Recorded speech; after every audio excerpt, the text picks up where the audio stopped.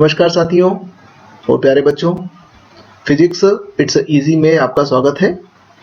हम लोग बात कर रहे हैं कक्षा 11 के अध्याय 8 गुरुत्वाकर्षण और इसका अभ्यास क्रमांक है 10। इसमें दिया गया है एक समान द्रव्यमान घनत्व की अर्धगोलीय खोलों द्वारा परिभाषित ढोल के पृष्ठ के केंद्र पर गुरुत्वीय तीव्रता की दिशा देखिए। ए, बी, सी और 0 में से किस तीर द्वारा प्रदर्शित की जाएगी। तो आइए हम इस चित्र को देखते हैं। इस चित्र में एक अर्धगोलीय कोश दिखाया गया है और ये इसका पृष्ठ है, ऊपरी पृष्ठ ढोल का, और इस ऊपरी पृष्ठ का ये सी मध्य बिंदु है। हमें इस बिंदु पर तीव्रता की दिशा बताना है कि क्या गुरुत्वीय तीव्रता तीर ए की दिशा में होगी, तीर बी की दिशा में होगी या तीर सी की दिशा में होगी।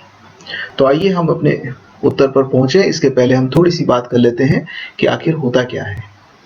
तो जैसे ये हम जानते हैं कि किसी गोलीय कोश के कारण कोश के अंदर स्थित किसी भी बिंदु पर गुरुत्वीय तीव्रता का मान 0 होता है। अगर हम एक पूरा गोलीय कोश ले लें, जैसे एक गोलीय कोश है ये वाला खोखला गोला, तो इसके अंदर किसी भी बिंदु पर, चाहे वो केंद्र हो, तो किसी भी बिंदु पर तीव्रता का मान 0 होगा। और तीव्रता का मान 0 तब होगा जबकि संतुलित हो जाए। अर्थात यदि हम यहां बात करें, इसको दो भागों में विभाजित कर दें, तो एक अर्धगोला ऊपर की ओर है और दूसरा अर्धगोला नीचे की ओर है। तो ऊपर वाले अर्धगोले के कारण से तीव्रता की दिशा बी दिशा होगी और नीचे वाले अर्धगोले के कारण से तीव्रता की दिशा सी दिशा की ओर होगी। जब ये दोनों तीव्रताएं समान और विपरीत होंगी तो एक दूसरे को निरस्त करेंगी और परिणामी तीव्रता 0 प्राप्त होगी। तो परिणामी तीव्रता 0 प्राप्त होने की शर्त यह है कि जितनी तीव्रता ऊपर की ओर है उतनी ही तीव्रता नीचे की ओर भी होना चाहिए। अब यदि हम ऊपर वाले अर्धगोले को हटा देते हैं तो सिर्फ नीचे वाला अर्धगोला बचेगा और नीचे वाले अर्धगोले के कारण से तीव्रता की दिशा सी की ओर होगी, जैसा कि हमारे प्रश्न में दिया गया है। तो हम कह सकते हैं कि जो हमारा उत्तर है वो तीसरा वाला उत्तर सही है। इस तीसरे वाले उत्तर के अंदर दिया हुआ है कि दिशा सी की दिशा होगी। ये उत्तर हमारा सही है। नमस्कार साथियों और प्यारे बच्चों, फिजिक्स इट्स इजी में आपका स्वागत है। और हम लोग बात कर रहे हैं कक्षा 11 के अध्याय 8 गुरुत्वाकर्षण और इसका अभ्यास क्रमांक है 11। उपरोक्त समस्या में किसी यादृच्छिक बिंदु P पर गुरुत्वीय तीव्रता किस तीर, पहला D, दूसरा E, तीसरा F, चौथा G द्वारा व्यक्त की जाएगी। अब इसमें देखिए आपकी एक अर्धगोलीय कोश दिया हुआ है हमको।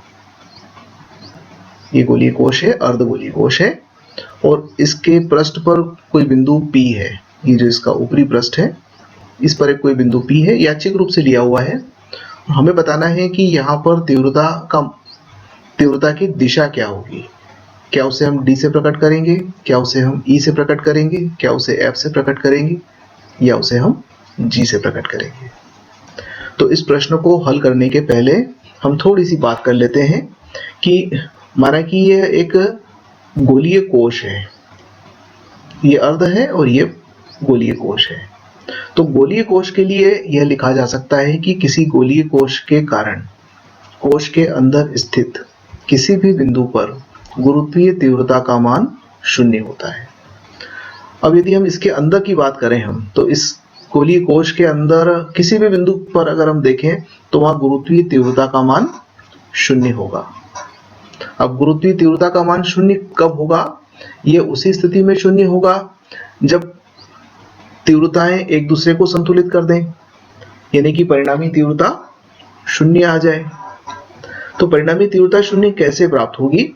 इसके लिए हम एक काम करते हैं कि इस पूरे गोलीय कोश को दो भागों में विभाजित करते हैं। एक अपर हाफ हो गया और एक दूसरा लोअर हाफ हो गया। तो ऊपर वाले अर्धगोलीय कोश के कारण से तीव्रता ऊपर की ओर होगी और नीचे वाले अर्धगोलीय कोश के कारण से तीव्रता नीचे की ओर होगी।